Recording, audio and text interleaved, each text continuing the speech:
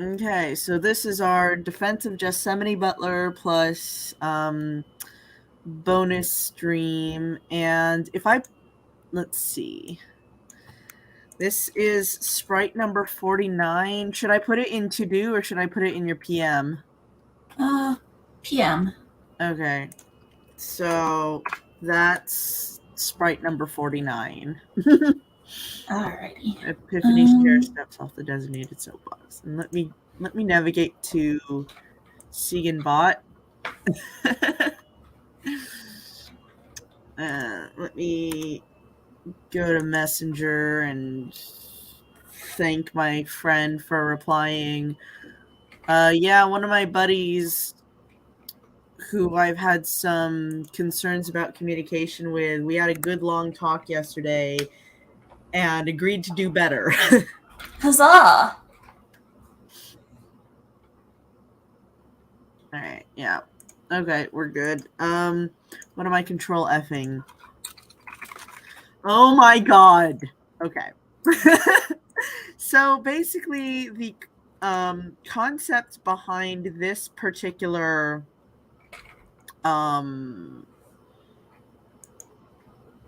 yeah. The concept behind this particular stream is we are defending this this author who basically got bullied off of fanfiction and DeviantArt because of this really harsh commentary that is, some of it is warranted, much of it is not. Do I have water? Yeah, like writing a low quality self-insert fic should not actually get you bullied. Yeah, I mean, here's the thing, is I will rip the hell out of my own stuff. I will rip the hell out of co-writers' stuff, but it's in fun. Like, I will say, do not go to this person with your, this is about writing. This is about, like, this was a bad, this didn't make sense in character. This was a bad idea. This wording is off. Things like that. Not just, you'll see what I mean. You'll see, like, the difference between how we spork things and how this group sporks things. Okay. How could anyone... Like, for example, we don't say things like, oh, you are a disgusting, horrible person because you're attracted to Johnny Depp. Correct. Okay. He was Johnny Depp. How could anyone wish to send Johnny Depp to prison? You mean his character? The character that he was contracted to play as? Where his pretty, beautiful looks might be marred in some way. What are you doing? Huh? Not you, Gingen. Just, like, Mervyn. He was nothing more than a simple barber with a wife and child. He was kind and warm and gentle. So it's just like, this girl who was like 8 years old the last time she saw him thinks he is kind and warm and gentle because he was kind to her, brought her flowers. Yeah, it's like, oh, hey, that nice guy from when I was, like, itty-bitty. It's like, oh my god, how dare you think generic good things about him. Let's see. That in and of itself was a crime worthy of death, you see, to wish harm upon those beautiful eyes, those arching cheekbones, that, oh dear God, what am I saying, stab self over and over again. That's dramatic. Yeah, it's like... I, Segan Wish, am referring to that as dramatic. That tells you something.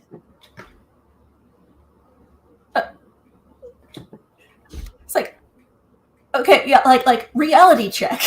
Reality check here. Oh man, that guy who was nice to me when I was like 8, he's in prison? Oh no, that's a completely normal person response. Yes, it is. That's not a, oh no, you dirty, lustful hoe kind of thing. She was 8 years old. If you're calling an 8-year-old child a dirty, lustful hoe, that tells you a lot more about you than it does about that child. Yeah, it does. Not that Okay. there's anything wrong with dirty, lustful hoes, but I prefer they're clean, not. lustful hoes. Sorry, what? I prefer clean, lustful hoes. Okay, that's fair. Hygiene is important. Hygiene is important. Yeah, when I say clean, I'm referring to hygiene. Although, if I was going to rent somebody, I would also prefer that they be healthy. Oh, yeah, that too. Anyway, Sans, who's another Johnny Depp character, laughs heartily. So she like has, you know how we have like Everin Penrin, Averna, Briar, etc. Well, she has this like not an OC, but Agent Sans from Once Upon a Time in Mexico, who's another Johnny Depp character. He's another Johnny Depp character. Yes, and so Oh, so she gets to hang out with a Johnny Depp character and make fun of people, but like you? Apparently. Existing near him? Apparently. What Wow. crime? Huh? What? The hypocrisy. What crime, what unspeakable offense could he possibly have committed? He double dipped in the guacamole. Oh, that's funny. Okay, that's funny. That's funny. So parts of this I'll agree with, and then parts of it I'll just be like, no. But I actually really like Mervyn. I 75% like Mervyn, and then 25% am like, what the fuck at Mervyn. So anyway, I had not seen him since, and I wondered day after day if my dear friend was still alive. We just had a time hiccup of epic proportions. I feel dizzy. Yeah, that could have been done a little smoother. But okay. As time passed, I began to believe him simply a phantom from my past, long gone from this world. That man is dead. He is no more. He died a little each day. Sorry, that's Count of Monte Cristo, not Sweeney Todd. Sorry. I'm not sorry. Huh? I'm not sorry. Well, technically Benjamin Barker is gone. Oh, wait. Don't you say later he's just been misplaced? Oh my god. Okay, so apparently this is somebody who read this fic, hated it, and decided to go back and spork it. Which I've done that, so, you know. Every night I would drift to sleep on a pillow soaked with tears. You should probably wash your pillowcase. Pillow soaked... Huh?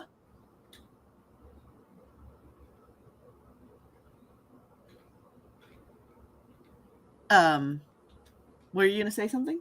Oh. Just, never mind.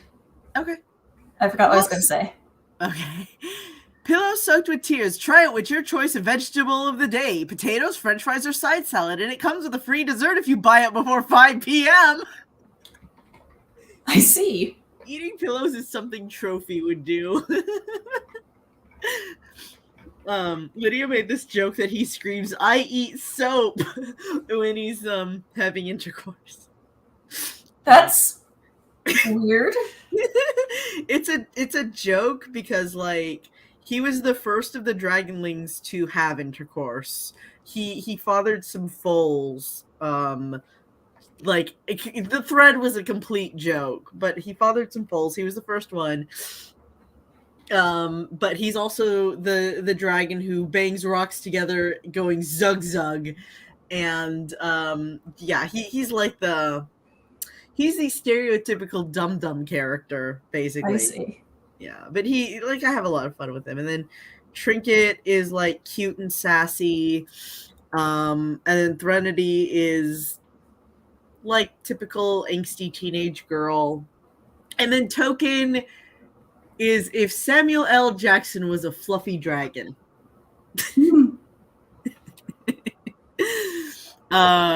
Anyway.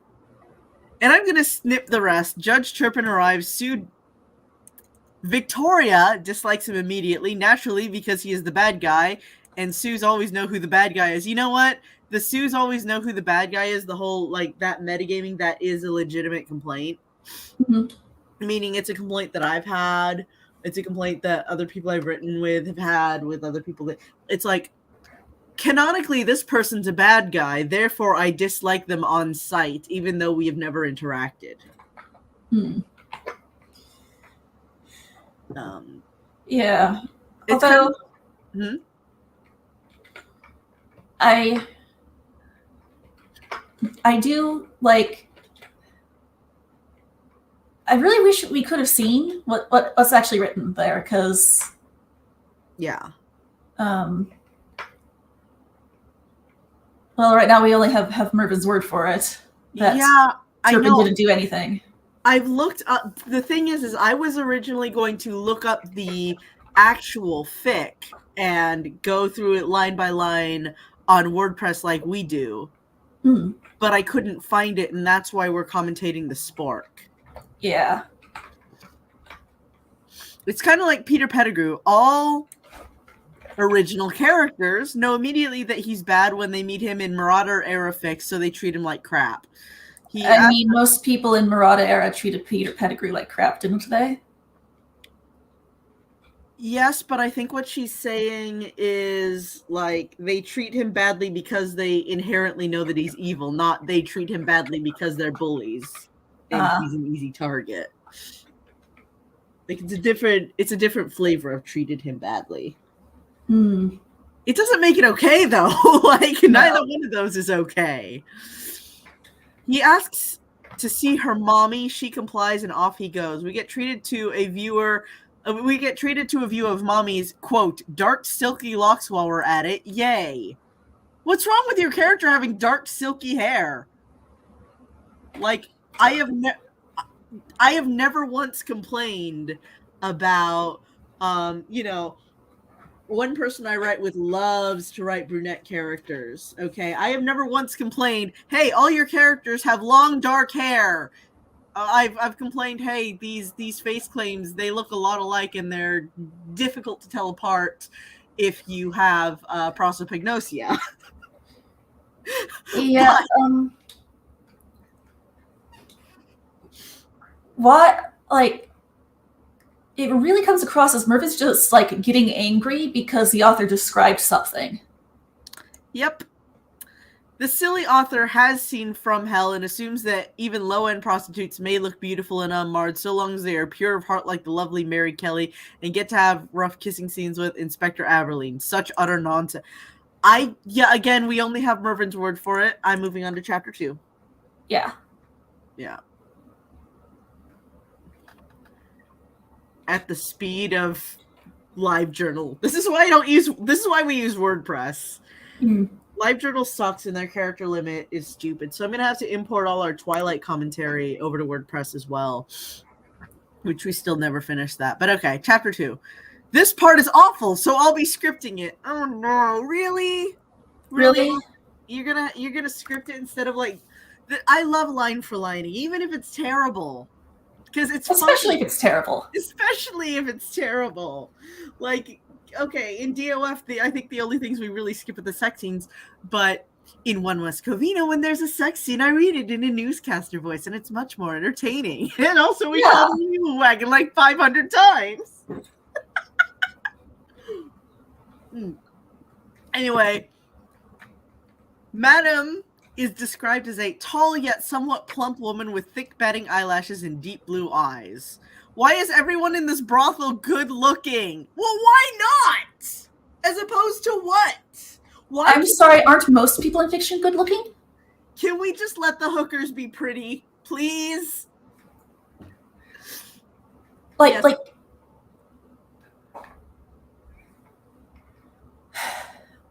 I just... Yeah, this is fiction.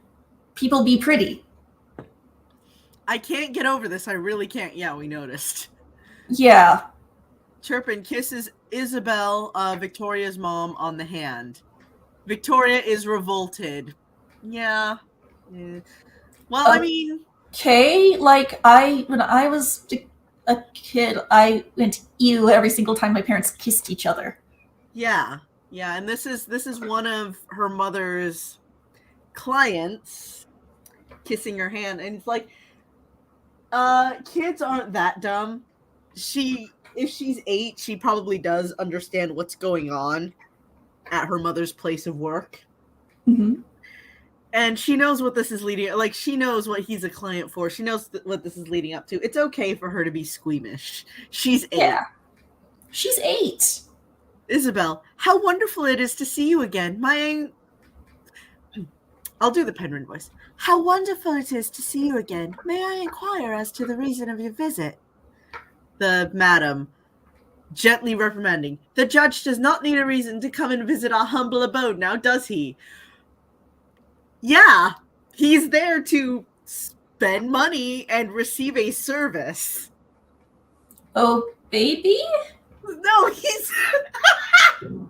it's a brothel. He's there for a reason. Yes. He's not there to shoot the shit.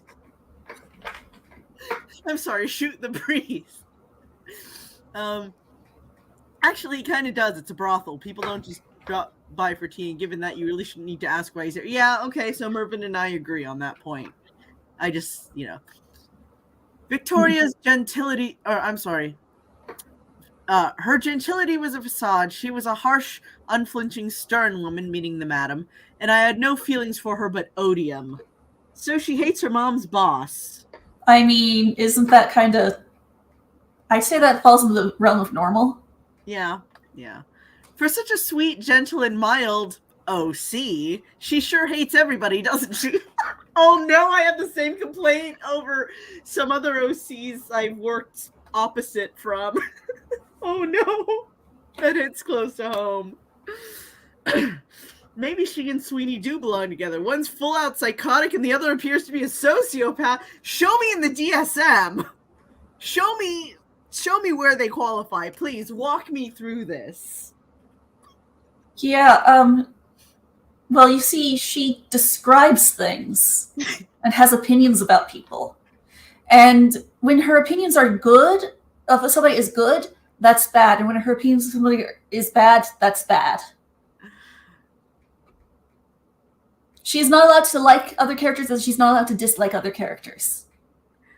I don't have my camera turned on, but I'm face palming, and you can probably imagine. Yeah, so she's not allowed to have any opinions, and she's not allowed to be described in any way. But then what's the point of her? She exists, and that's a problem.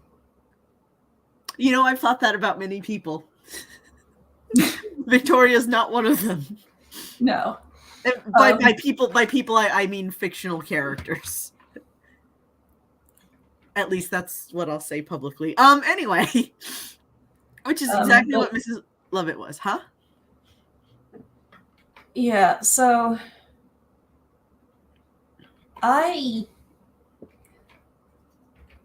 Mervyn, my sympathy for you as a person subjecting themselves to allegedly bad fan fiction.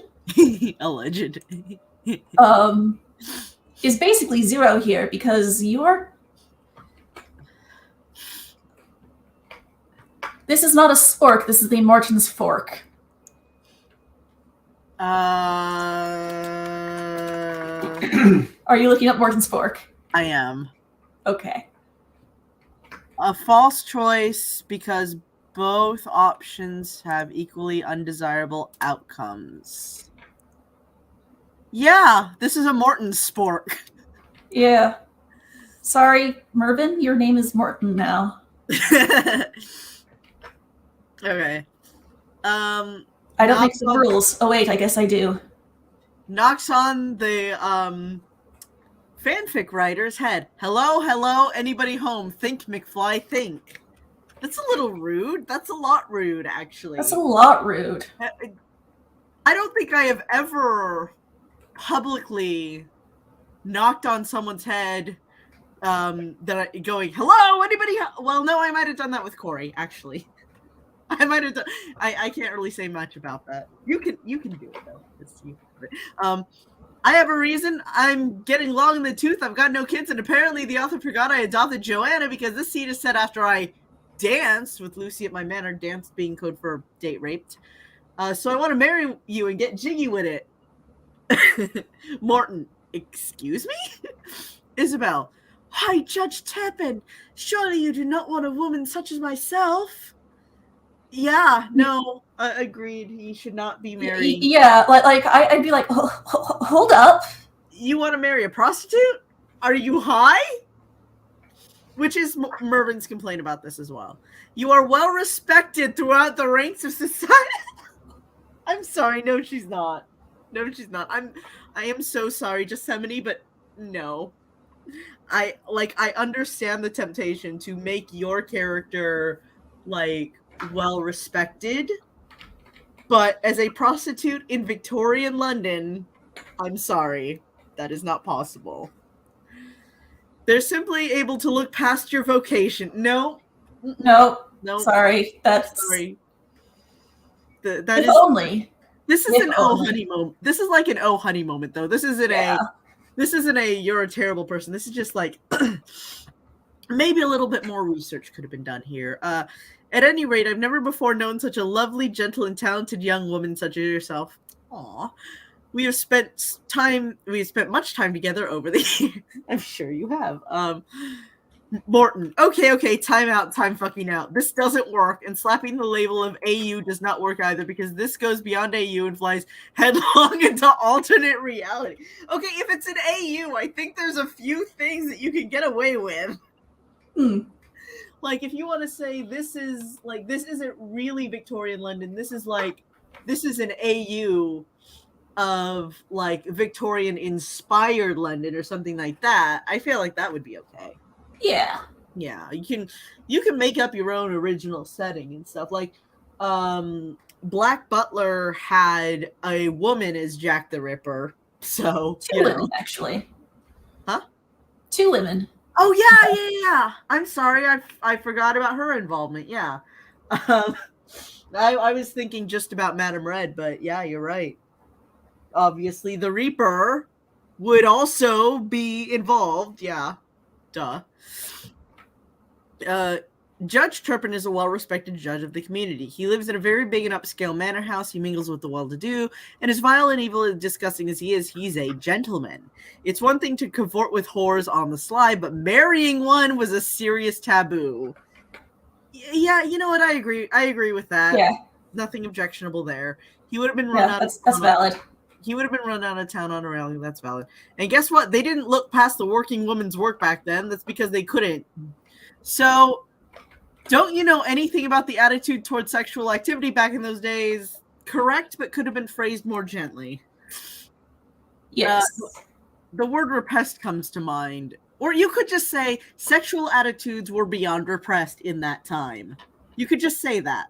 You don't have to Yeah, you could have just said, like, okay, that's not how people viewed sex at the time. Yeah. Nobody would care how sweet and wonderful Isabel was. She is a brothel worker. She may be, oh, for fuck's sake, she may be a Sioux whore, but she's a whore nonetheless. I feel like that was unnecessary. That's uncalled for. That's mean. 18th and 19th century citizens in London would be appalled and shocked if the Honorable Judge Turpin set out to marry one. Okay, yeah. Now, tucking canon, why the hell would Judge Turpin want to marry a brothel worker? Give me a reason, and no, the one you gave me is not legitimate. I need a real reason, and I need an heir is not a real reason. He could have chosen anyone, a more respectable lady for one, if he was that desperate for a son. You know, I always feel smug. I know that it's completely irrational, but whenever I read about people in bygone era days, being like, oh, she couldn't have a son, or he desperately wanted a son, I'm like, I had a son. I should not be that smug about it, but I totally am. I know exactly what you're doing. He was obsessed with Lucy, and now you're making him obsessed with Isabel, so your precious protagonist can have angst. That's okay. Firstly, okay, sorry, I am raising my voice a little too much. Okay. Firstly, there's nothing actually wrong with angst. I freaking love angst. Also, so this thing about fan fiction is sometimes you like to explore elements that were in the original work, but putting your own spin on it. Excuse me, sir, that's illegal. No. Sorry, what? I said, excuse me, sir, that's illegal. No. Keep talking. I'm gonna get some water. BRB. Okay. House, so. Just a lot of like a lot of Mervin's complaints here aren't actually about the quality of the writing. Like she'll say like, "Oh, this is super bad," but a lot of her complaints seem to simply be that someone had the audacity to checks notes, interact with canon, and have fantasies about canon. Yeah, if I had written One West Covina back in 2009, I probably would have gotten lambasted for Sebastian being Trent's best friend. Yeah, and the thing is, yeah, like Mervin's complaints aren't, for the most part, are simply, how dare you violate the sanctity of this pure, untouchable canon. Mm-hmm. And that's not valid. Like, yeah. It's fine if that's not your jam. But, that's... You... Don't need to be First of all... about it. Yeah, it's like, first of all, if this makes you as angry as it seems, like, I know that's, like, touch grass / get therapy is not the best comeback in an internet argument, but, You know what argument I like that I personally stand by this one? Don't like, don't read. Yeah, like no one is... Like, you were like, Murder was like, the way she phrased it is like she was lying in wait for the Sioux to appear so she could get super angry at them for existing. Super angry. So, and like, there's a problem here. It's not with the Sioux. Mm-hmm. Yeah, I mean, you have, you asked me recently, you're familiar with Omegaverse? Because I told you about this ABO fic I was reading. And it was like, I didn't expect to like it, but a friend recommended it to me. You know, it was a new friend. I was like, okay, well, it's normally MPreg isn't my jam, but I'll check it out. Turned out to be very well written. Okay. Mm-hmm. And it was part of a collection. And because I like that pairing, I clicked on the collection. Now I'm reading through various fics in that collection. The next one I clicked on was kind of meh. It wasn't really my jam. I didn't really like what they did with it. So you know what I did? Not left a comment. I just clicked out of it and went to go read something else. You can do that, ma'am. It's fully legal. Yeah, and like, yes, okay, we could totally just stop reading Eden. We kind of did. We're gonna. Oh, you're right. Yeah. Yeah. So like, mea culpa there, but like, do we actually get mad at Obsessed much? Not at Obsessed much, more at Alchemione.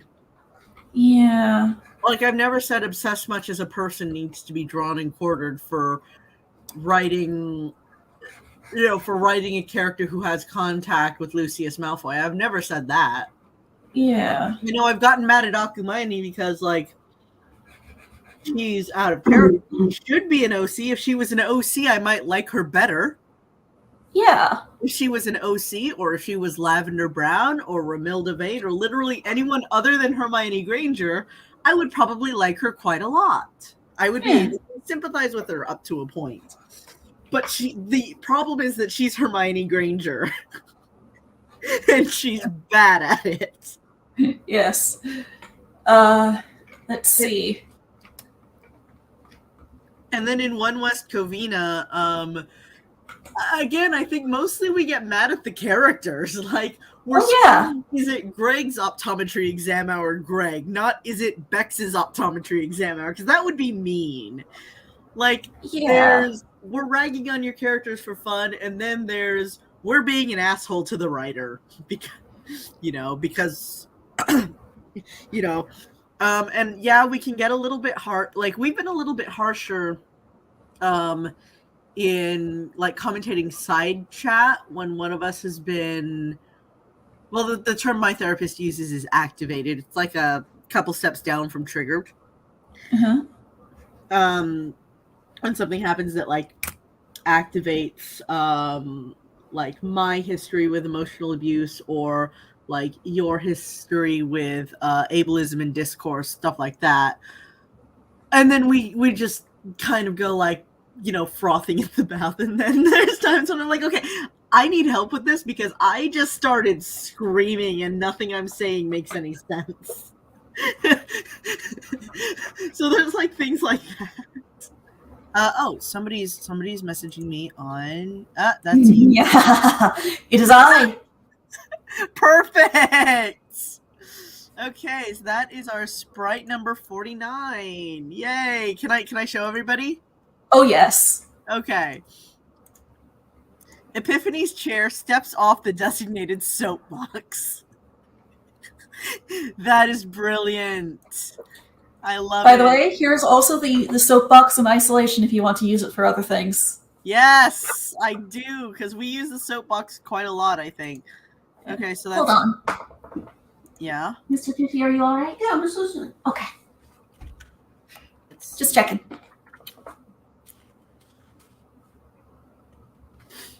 What would be funnier, and I'm not going to make you redo it, but considering that it's you, if it would be funnier if it was spelled S-O-P-E. I've got the text on a separate layer. I can totally do that. Okay, S-O-P-E. No, I'm saving it as is. It's fine. Okay. We can have, that's a designated soapbox, and then we can have a backup soapbox that it's, instead of looking all nice and clean like this, it looks fucking busted up. Yes. It says S-O-P-E, but it says it in like crayon. And it's very slapshot. That's what we should have. Alrighty. Okay, so our next one that we need is, okay, this one's easier. That's the next one. Epiphany holds out her hand. I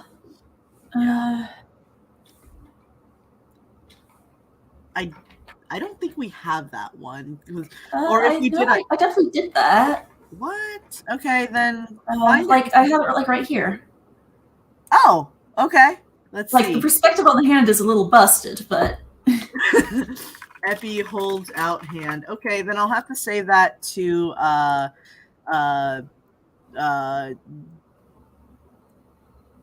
brain failed just now. Stock panels, because I looked for it, I couldn't find it. Okay, next one. Oh, I already did that one. Segan ponies up. Okay, enter Sir. Why is enter Serlena on needed? Why didn't I do that already? God damn it, Segan, you lazy butt. Okay, this one I'm gonna make you do it. It's super easy, but. All right, what is it? The Zaldens. Zaldens. Yeah, there's 3 Zaldens. There's Zalden in the middle. There's Zalden on the left, Zalden in the middle, and Zalden on the right. And I'm just gonna have them communicate via text box, because I really don't fucking want to deal with trying to find somebody to voice him.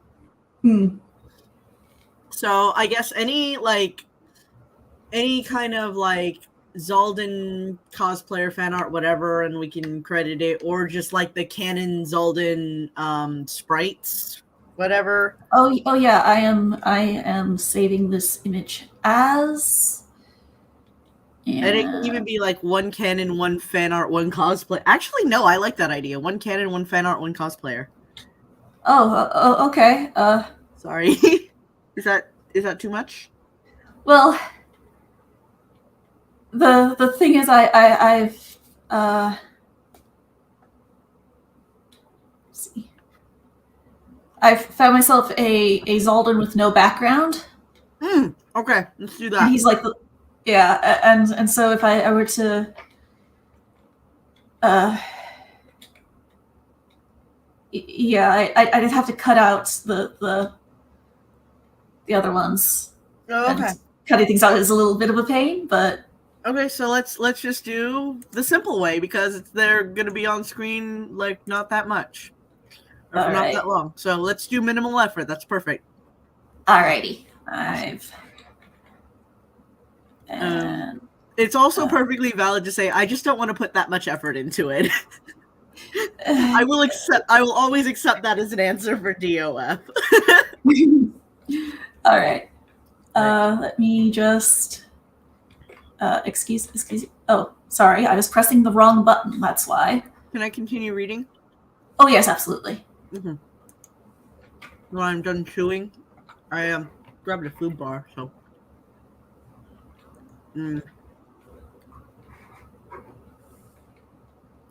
Your protagonist having angst is utterly revolting.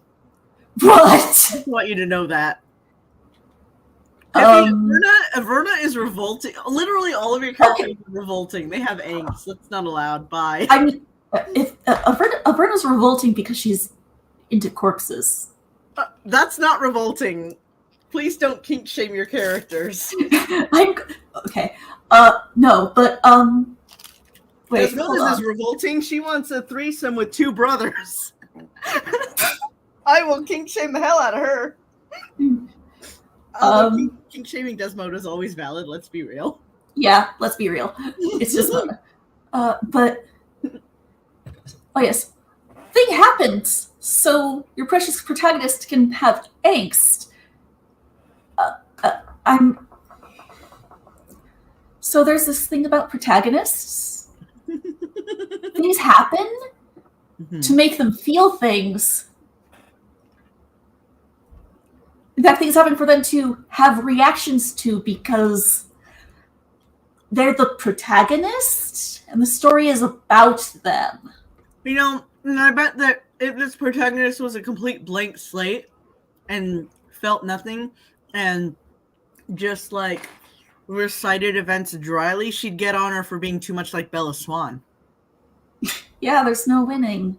Now back to our story. Yes, please. Yes. Victoria whines greatly. The 8-year-old is whining greatly about the judge marrying her mom. Maybe she just doesn't want her mom to get married. Like, she's 8 years old. Yeah, also, like... Wait, no, she's not 8 years old. Sorry, years have passed. I think she's about 14. Well, either way...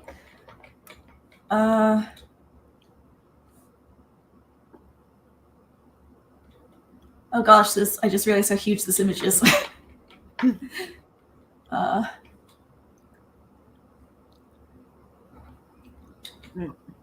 Either way. A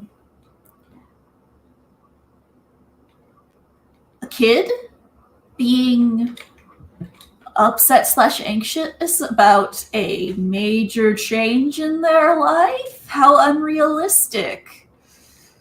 I'm sorry, that's not allowed either. Yes. Where the hell are my bookmarks? Hold on, did I lose my bookmarks? Why are my bookmarks why are my bookmarks not showing? That's what I want to know. What happened to my gosh. Yeah, something happened to my display. And I'm not sure what it is. I think it has something to do with loose. Oh, show bookmarks bar. Okay, there we go. Sorry, I just thought while you were doing that, I would check one of my sites that I'm on to see if I got any notifications. That's just from the site itself. Okay, statements. Okay, let's see. Other one.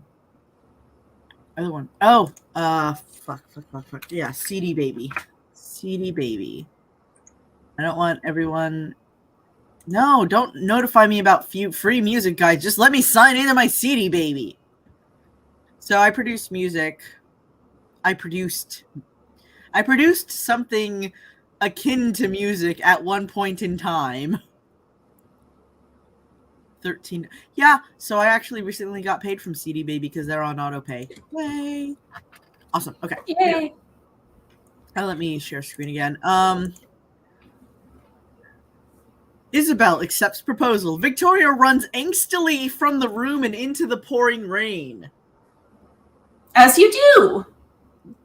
That seems valid. I don't know. My mom just got married to this, or my mom just got engaged to this guy I don't like. I'm 14 years old. Yeah, I'm gonna run away into the pouring rain. I don't care what the weather's like. I don't like this, and I'm leaving.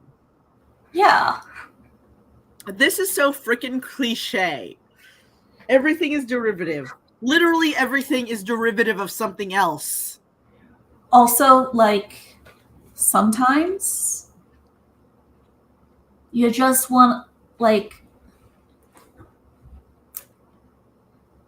sometimes you want a gourmet burger with all of the organic shit on it, but sometimes you just want a greasy McDonald's. For me, that would be greasy Five Guys. I can't eat McDonald's, but... Okay, fair. I haven't eaten McDonald's in years, actually. But the thing is, derivative trash can still be fun. This is very fun, yeah. Yeah, it's like, yes, it's... Yeah. It's... Oh, sorry. Okay. It's like, yeah, it's self-indulgent. That's kind of the point. It's fan fiction. It might be self-insert fan fiction.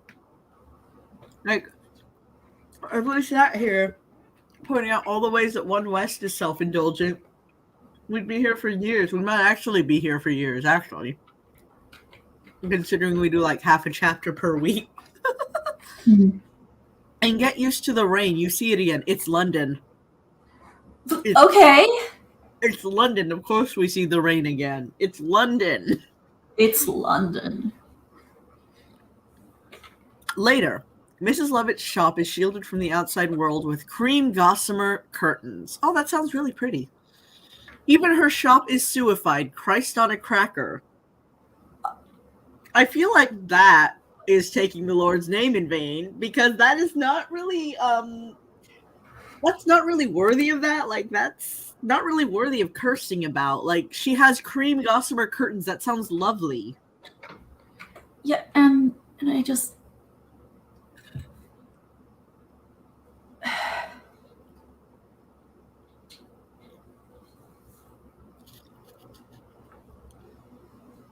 She described a curtain ball. How dare she? The sheer audacity. Like, this is unacceptable. The 14-year-old girl whines until her auntie figure shows up. Mrs. Lovett, sup, homie? Okay, that's hilarious. Victoria. Okay, so... Oh, okay. Okay. All right. Oh my god.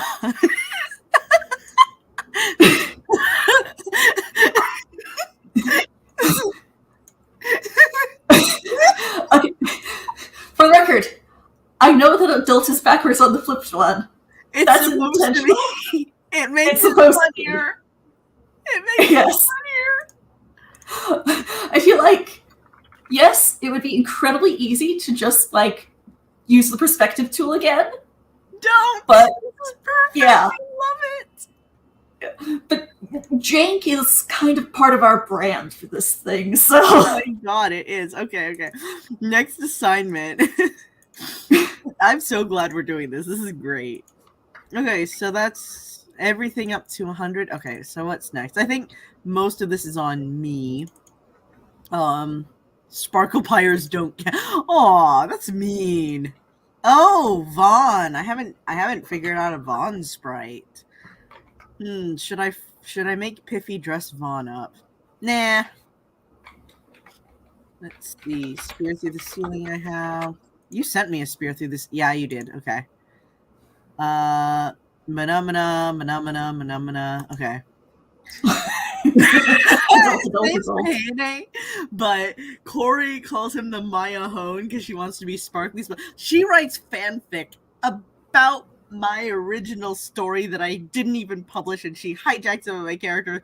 So then I just turn around and make fun of all of it. Okay. So it's looking like that might be everything for that. Yeah, we have OVD and the spear. Sad violin music. Whenever somebody is like talking about Akuma's tragic backstory, she starts playing the violin for herself. That's now canon. Okay. We do make fun of Akuma for being an angst bucket. Okay, but she's a poorly written angst bucket. Victoria's just kind of existing, and that's illegal. Yeah. Like, there's no reason to be that salty over her. Yeah, and admittedly, Akuma's angst is both more contrived and more extreme, like super, super extreme. Super extreme. And also, rather than happening in the context of a solo fanfiction, it usually happens in the context of bad role-playing etiquette. Yeah, it's like your character is getting too much attention. Oh, look, a disaster! Or your character has a feeling, oh, look, Akuma's been kidnapped, raped, murdered, and had a miscarriage and brought back to life by Anubis because he owed her a favor. Yeah. Okay. There's some of these that are like stage directions, but I might ask you to draw them. They involve... Here, I'll send them to you and you can decide. Okay. If not, I'll just keep them as stage directions, but... And I can send you the reference sprites for this day. I think I'd rather not draw those. Okay. It's funny to imagine anyway. What about Onion throws the water cooler at Epiphany? Do we actually have a drawing of the water cooler? We don't. We don't. And that's okay. We don't. If you don't want to, it's perfectly fine. Unfortunately, I would rather not. Okay. Let's continue with Salvation then. Okay. All right. I'll try to keep my voice lower too, because I think when my voice amplifies, then your voice amplifies, like without realizing it, to match mine. So. Yeah. Yeah, I tend to match volume. Okay. Sup, homie. I wish Mrs. Lovett had actually said sup, homie in the fic. That would have been delightful. Victoria whines about her mother in Turpin. Mrs. Lovett is very gushy. Okay, that's TMI. Thank you. No, I mean... Gin. I almost said gin. But okay. That will solve our problems. It's tea for Doctor Who, but it's gin with me. Drink your damn gin. Gin! I mean...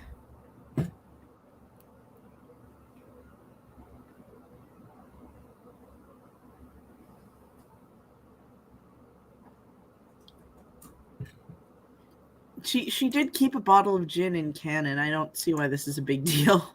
Yeah, I feel like, oh, that's rough. Let me get you something to drink. Is within the bounds of like. It would be one thing if nobody was acting like a human might be expected to. I think in this case, Morton's the one who doesn't understand how humans act. This is very, character does something. No, that's bad. Yeah. Character, yeah. Okay, anyway, moving on.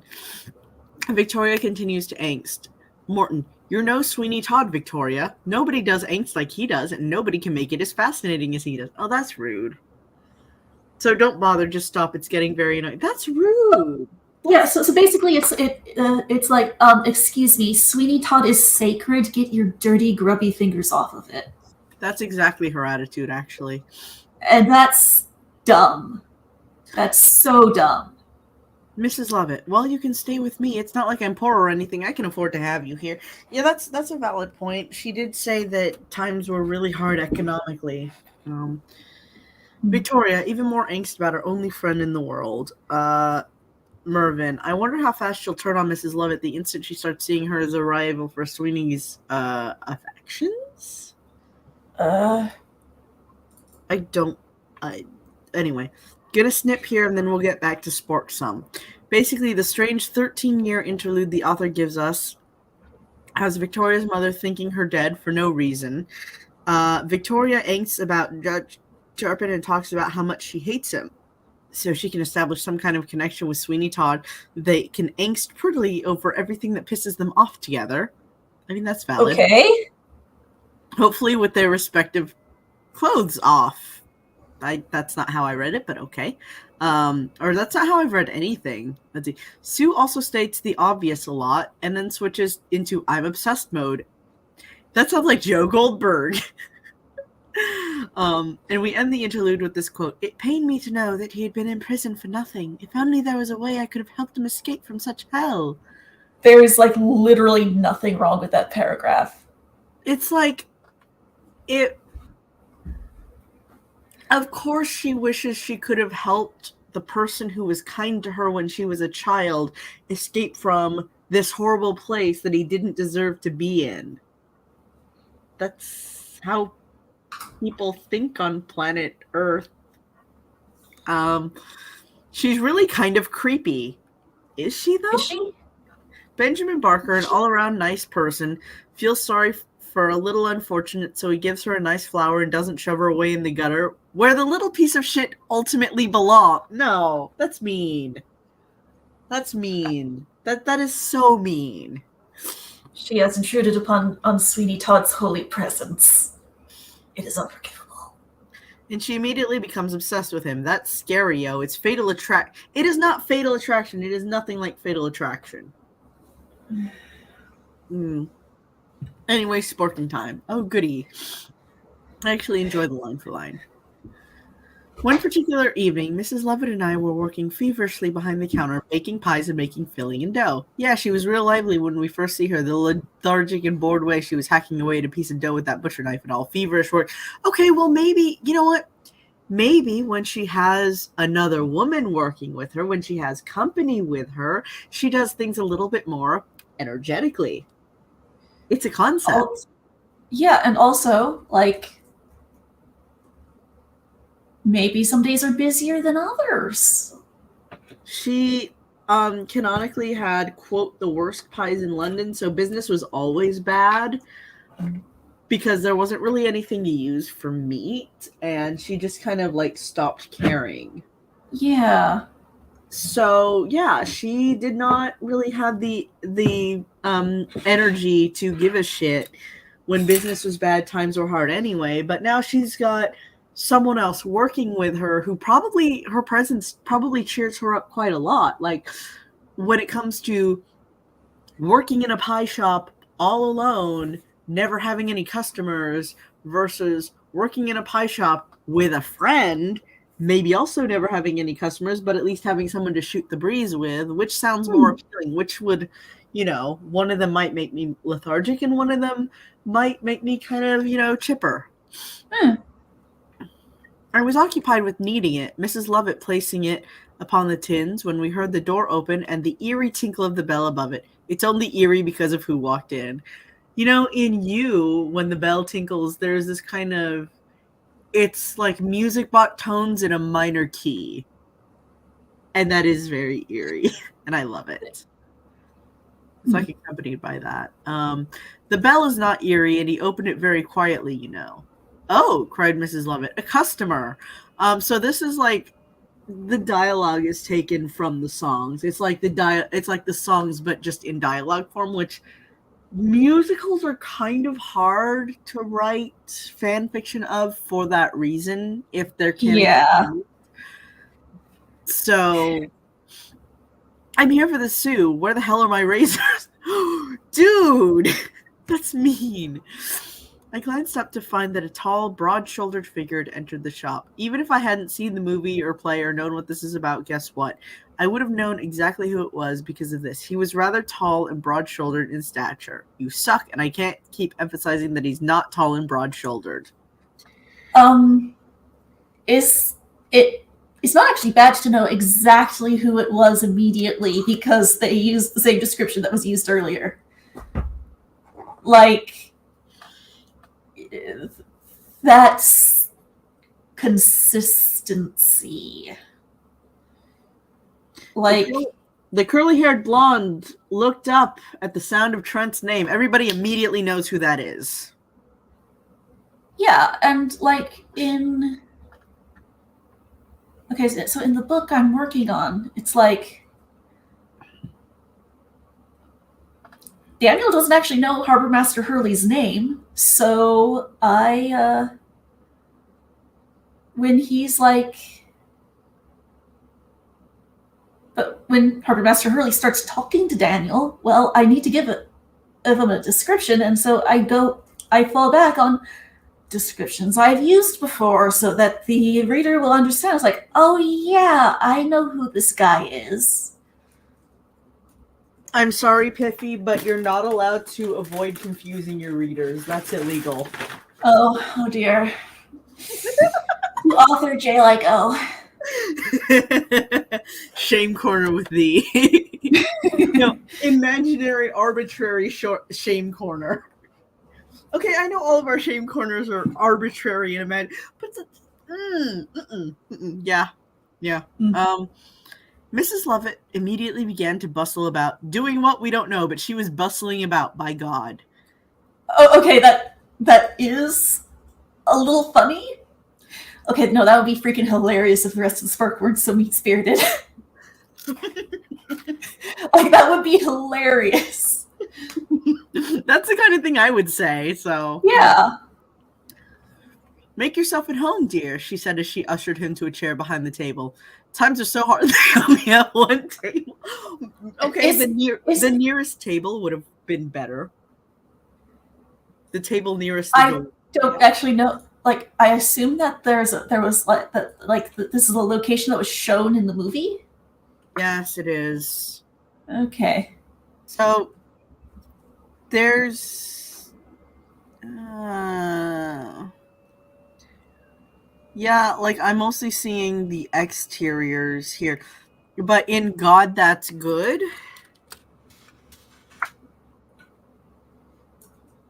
Yeah, look, there's multiple tables. Okay. There's multiple tables. There's multiple tables, and I feel like, yes, she could have specified the table nearest the door, the table, the table nearest the counter, something like that. But, yeah, and again, this is me nitpicking just because the rest of this is just so mean. It's like... Would you like a pie? Yeah, like... She could have even just switched to an indefinite article, a chair behind a table. But maybe like there's some specific table that Mrs. Lovett sits at preferentially. No, there was the thing is that there was a specific table that Sweeney sat at in the movie. So that she could have just been cribbing off of that and then not realized it, when she's writing the fic. Yeah, and one of the things about fan fiction is that you have the benefit of most of your readers already knowing a certain amount about the setting. Dude, at least it's totally compliant. So, yeah, it's like, yeah, that could have been worded a little better.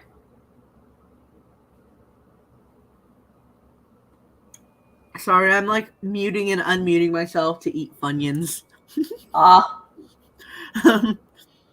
Would you like a pie? Of course you would. That's right, you came here. I just have this image of a robotic Mrs. Lovett saying all those lines in a flat, monotonous voice, because that's exactly what it looks... No, it doesn't.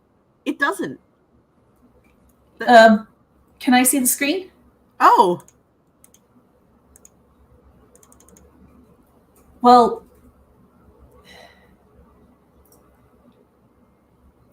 Because that's exactly what it looks like. I'm sorry. Doesn't. She doesn't have musical notes inside her quoties? I mean, what she said was, "Would you like a pie?" Oh, of course you would. That's why you came here, isn't it? Does that sound robotic to you? Does that? No, it's yes, she's quoting lines from the thing, but No, she's not. she's not? Okay. That wasn't no. So, but Martin's like choosing to do that because she's imagining inflection in Mrs. Lovett's voice is too hard. I don't understand how that reads as a flat monotone voice, because I just read it out loud like the way that it instinctively looked to me, and it sounds more nervous than anything. Like, yeah, she hasn't had a customer in a while. She's a little nervous. She don't know what to do, so she's like, "Oh, okay, let me get you a pie," kind of like. Yeah. And she was bustling about, so maybe she was a little rushed, a little out of breath, Anyway. This is why Sweeney Todd rehashes are such a pain. It's a musical. It's a little hard to turn the songs into reasonable dialogue. Yeah, I just went over that. But you know what else is a musical? Crazy Ex-Girlfriend. You know what I'm writing a fanfic of? Crazy Ex-Girlfriend. Yes. Victoria, I get the nice gentleman a pie. Would you, love? Because I have to find a way to get you and he close together so you can have the eyes lock moment. So help yourself. Or you're my assistant. Get him a pie. You're my apprentice. Help, do apprenticey things in the shop. Yes. Again, like, the author has done things with the intention of incorporating the protagonist into the plot.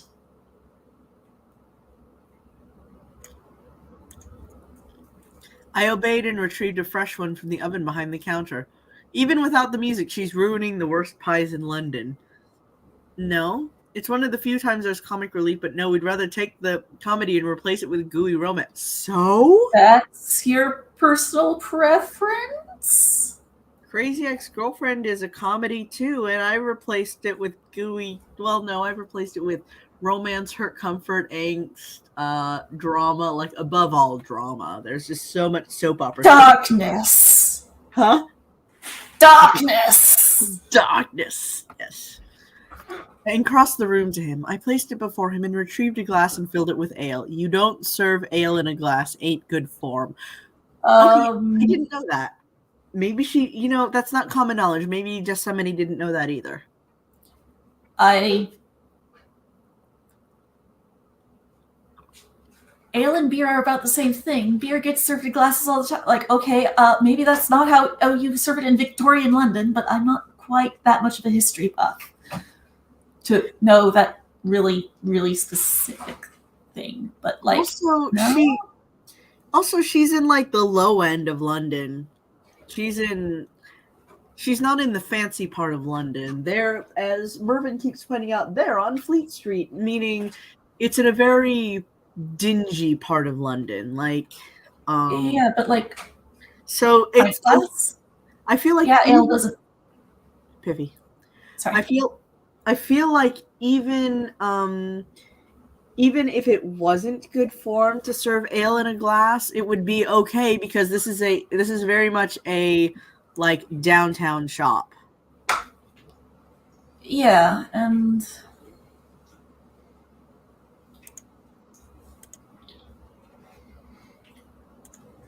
I think there's cutting no slack, and then there's just pulling too tight.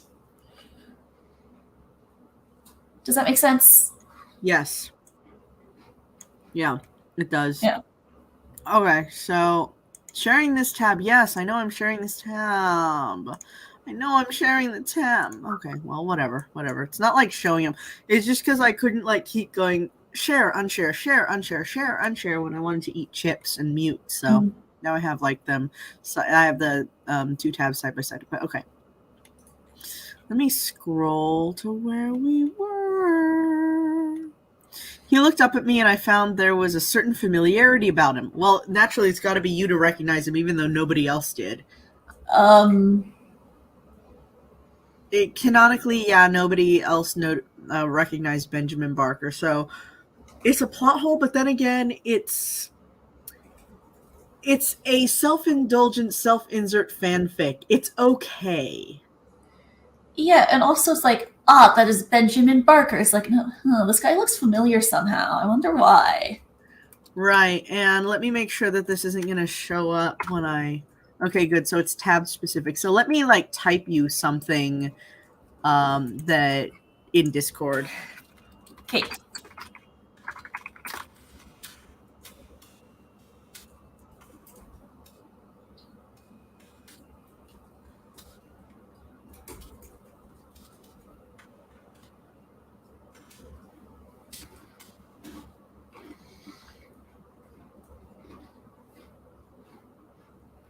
So if I'm grading on a curve, which I am... If I'm grading on a curve, which I am, this is fine. Anyway. He was handsome enough. How very shallow. He was handsome enough he drops her knickers. Nobody said that. Nobody implied that. Nobody implied that anybody's panties were dropping. Yeah. I think this falls under the same thing as he stood with an adverb. How narcissistic. Oh, we'll get to that. We'll get to that, but that's not... I don't think that's Mervyn. I think that's actually Guardian Song who says that. Because she has guest sporkers on this, and they're kind of mean, too. Yeah, it's like, oh, well, he's handsome enough. Like, okay, you mean he... It's like, how very shallow. It's like, yeah, she's known this guy for, 2 seconds. Sometimes your first impression of something's like, he's handsome. He's, it's like, oh, new person. Easy on the eyes. Yeah, it's like, seeing someone in a TV show or something, oh, she's cute, Yeah, I do that all the time. Doesn't mean I'm gonna, you can appreciate the way someone looks without dropping your knickers. Yeah, this little thing's like, yes, this falls within the expected parameters of human behavior. I'm sorry to inform you there's no acceptable way to be human except what Mervyn says is acceptable. Dang. Pale with dark circles underneath his eyes. Don't forget the eternal grr face. Oh, that would have been funny if she said, pale with dark circles under his eyes and an eternal grr face. That's funny. Okay. An unkempt dark hair with a shock of white running through it. His eyes were not going to be described again, goddammit. Why not? Why? I described Sebastian's eyes and Serena's eyes all the fucking time. They're the same person, for those of you who don't know. They're bright-ass fucking teal. I described Troy's eyes a few times. They're bright-ass fucking turquoise. Signet, they're brown, but they're like an amber, bourbon, caramel, all those synonyms for brown. It's okay to describe someone's eyes. It's okay to describe things, but I feel like... I think perhaps... Well... Okay, speculating about other people's internal states. So, but is it just that you, is it one of those things where I hate this fic, therefore every extra word that is not, that could potentially ever be cut is just an offense to me personally?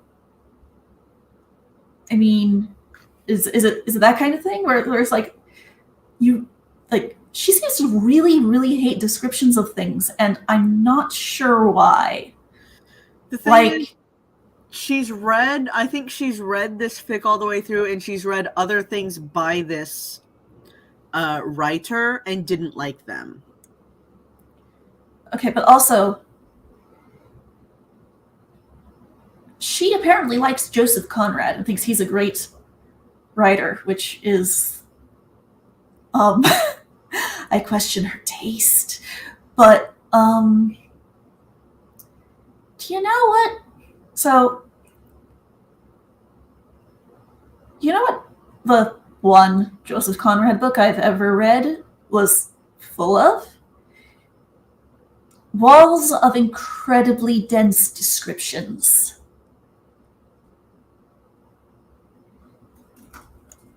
Right. So a few adjectives and adverbs here and there. Mm-hmm. Okay. Like, I'm moving on. Yes, let's move on. The most striking, dark and deep, so much that I found myself lost in them. You know, I found that JD did a very good job of maintaining a terribly fierce look throughout the whole movie, and it was done mostly with his eyes. So if you want to get lost in those particular eyes, you help yourself. Well, then why are you complaining? Maybe you'll die while you're there. I wouldn't mind. That's unnecessary. Like, his eyes are striking, dark and deep, and I found myself lost. So he has hypnotic eyes. That's fine. Yeah. It's okay. I could see nothing but hatred and pain in those black depths. Yawn, setting yourself up for a good old-fashioned I can change him, Mama Sue. Boring, boring, boring. Unfortunately, I have the same complaint about not Victoria, but I have had that same complaint where I could see nothing but hatred and pain, and all I wanted to do was heal him with my magic vagina, and then maybe he wouldn't be so hateful and in pain anymore, and then he'd magically become a good person. I have that complaint about people I've worked with, but I don't have that complaint about Victoria because I don't know Victoria. I know, so far I have seen there's a girl who admired this guy. Now, this guy has come back. He looks vaguely familiar, and he has nice eyes. That's it. That's all I know. Yeah. That's not enough to make that kind of assumption. Victoria. I shook my head and turned to glance at Mrs. Lovett, suddenly returned to the present. Mrs. Lovett had moved over to 1985 for a few minutes, but she was back now. Hilarious. Let's see. With Springsteen, Madonna, way before Nirvana. Anyway. Yes. Get him another pint of ale, would you, love? Since he apparently drank the whole thing in one quaff. Jesus, Sweeney, slow down or you'll throw up everywhere. Maybe he's reading the Sport too and he's drinking. Chug, chug, chug. Chug. Oh my god. I was able to tear myself away from his vicinity and his crotch. What? When was she near his crotch? I don't remember that. I don't recall that in this chapter. That poor man. No, this poor woman. Poor Gethsemane. She's just writing like this girl was hypnotized by this hot guy's eyes. She never once indicated that Victoria had dropped her panties or started writing his dick in front of Mrs. Lovett. That would be a very different story if she had. A very different story. And hurried to the cellar to retrieve a bottle of ale and returned to do as she asked. She filled up the glass with ale first, then went to get a bottle. I mean, maybe it was the last of that bottle.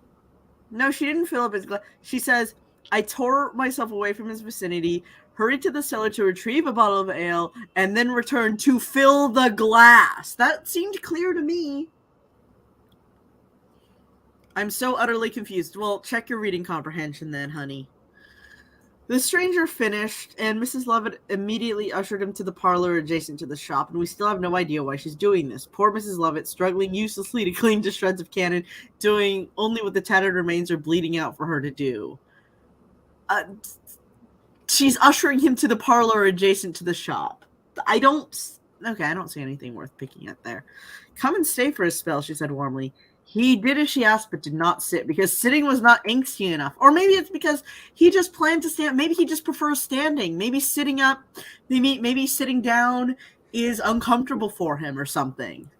Yeah, like speaking of sitting down being uncomfortable, I need to stand up.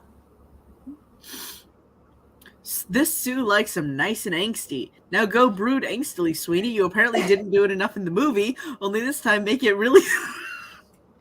Make it really sucky angsty that just irritates everybody. Did somebody say a Kool-Aid Zero? I couldn't help myself. I'm sorry.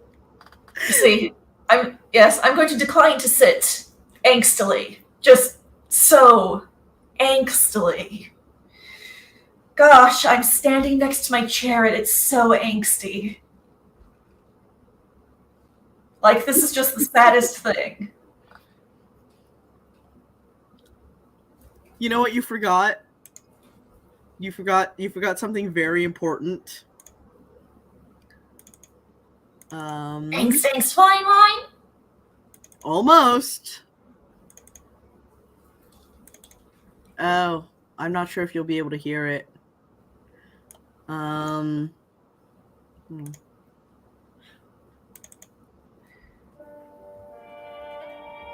you hear that? Oh, the saddest violin music.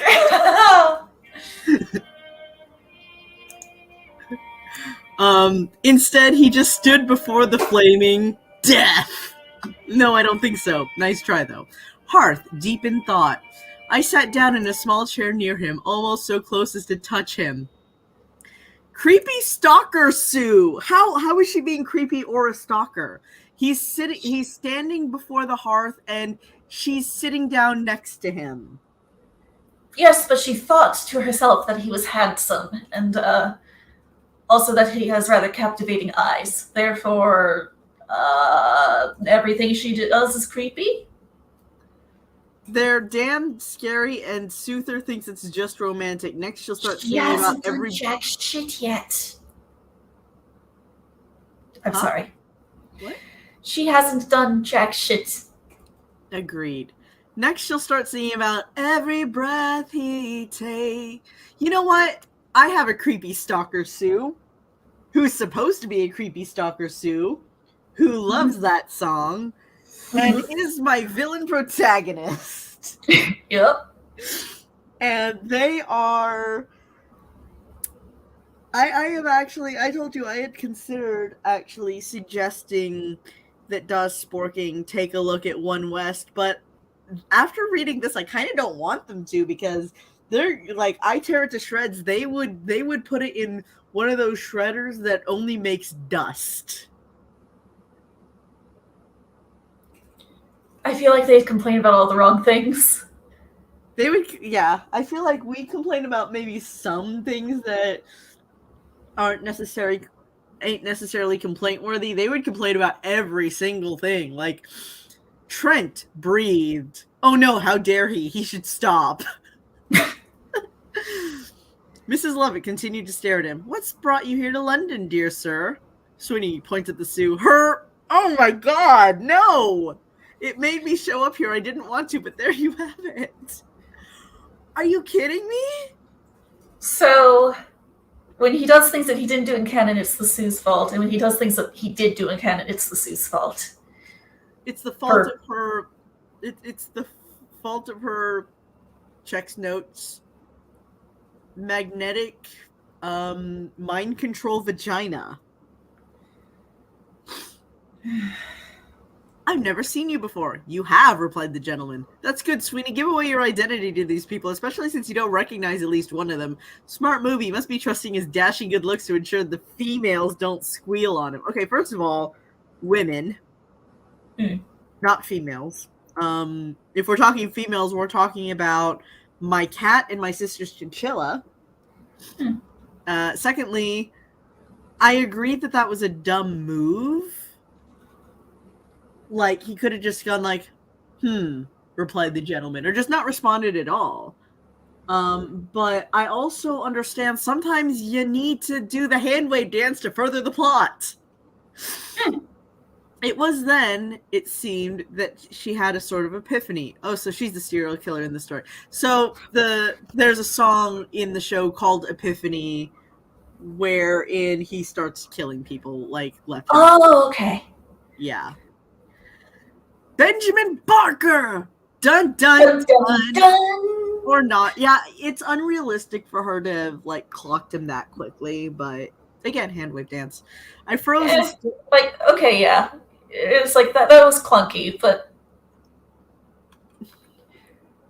it's okay to say that it's clunky. Yeah. But I froze and stared at the stranger. This could not be the Mr. Barker from my childhood. The warm. Okay, he's warm. We get it. Benjamin Barker was warm. Find a different adjective. She's like referencing childhood memories. It's okay if they're a little sparse.